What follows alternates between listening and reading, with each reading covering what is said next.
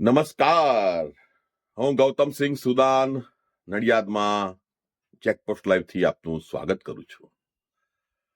આજે ખૂબ જ મહત્વપૂર્ણ બાબત ઉપર આપણે ચર્ચા કરવા જઈ રહ્યા છીએ. તે બાબત છે કલેક્ટર શ્રીનું જાહેરનામું. જાહેરનામું કઈ બાબતનું?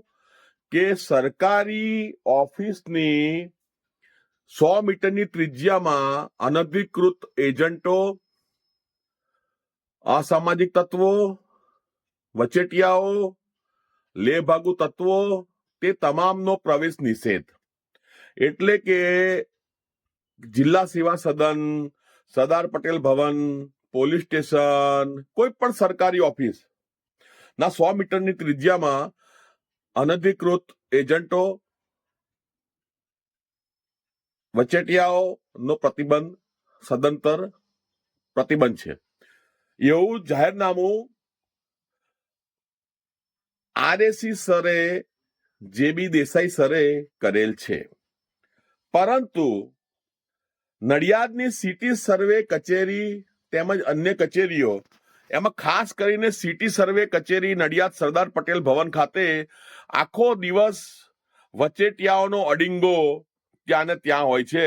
અને એમાં જાહેરનામામાં સ્પષ્ટ લખેલું છે કે જે તે ઓફિસને જેને આ જાહેરનામું મળ્યું હોય તેમણે એમની ઓફિસની બહાર દરવાજા ઉપર જનતાને દેખાય તે રીતે પબ્લિશ કરવાનું રહેશે, લગાવવાનું રહેશે જાહેરનામાની કોપી, જેથી જનતાને ખબર પડે કે અહીંયા આગળ આ રીતે વચેટિયાઓ પ્રતિબંધ છે.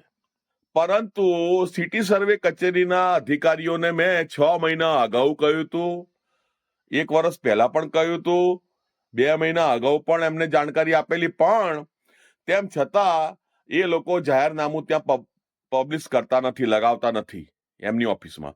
એનો મતલબ સીધો એ થાય કે એ સિટી સર્વે કચેરીના દરેક કર્મચારીઓ વચેટિયાઓ માટે લાલ જાજમ પાથરેલી છે. અને તમે આવો અમારે ત્યાં, આઈને અહીંયા છેતરપિંડીઓ કરો, લોકોને લૂંટો, ભ્રષ્ટાચાર કરો, અમને કટકી આપો, અમારા ખિસ્સા ગરમ કરો અને પછી તમે અહીંથી જાઓ, એવી ભાવના રાખવામાં આવે છે, એવી શંકા જાય છે. તો મારું નડિયાદના ખેડા જિલ્લાના કલેક્ટર શ્રીને નમ્ર વિનંતી છે કે તમે જાહેરનામું તો કરો છો, પણ જાહેરનામું જે તે ઓફિસમાં લોકો પાલન કરે છે? એ જાહેરનામું લગાવે છે ખરા એમની નોટિસ બોર્ડ ઉપર કે અહીંયા આગળ વચેટિયાઓનો પ્રતિબંધ છે? એમ નથી લગાવતા.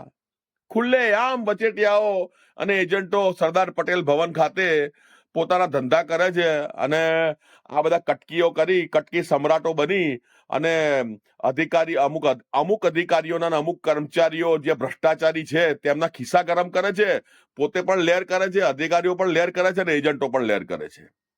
અને જનતા તો પછી જોવાનું જ નહીં ને. જનતાને તો કશી લેર જ નથી. શું આ મોંઘવારીમાં ત્યાં ઓફિસોમાં જાય એટલે ધક્કા ખાવાના, બરાબર? એટલે આ બાબતે જલ્દીથી કાર્યવાહી કરવામાં આવે તેવી નડિયાદની જનતાની માંગણી છે. જય હિન્દ, જય ભારત.